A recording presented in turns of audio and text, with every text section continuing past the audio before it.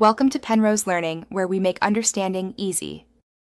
You start by identifying the snap type and the reason for replacement, broken teeth or loose fit.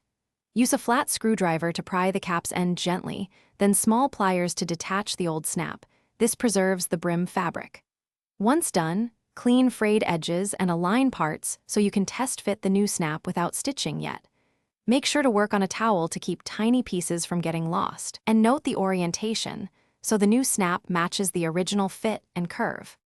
Now you install the replacement snap. Position the male half so its posts enter the fabric holes cleanly, then place the female half on the opposite side. Use a hand snap press or padded pliers to compress them evenly.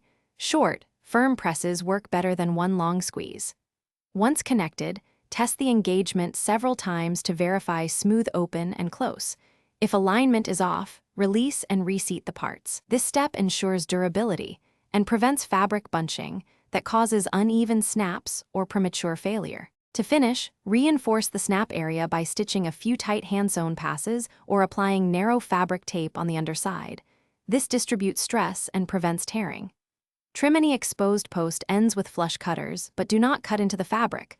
Once done, test the cap through full range of motion. If the snap still fails, reposition and reattach or swap to a heavier-duty snap from a repair kit.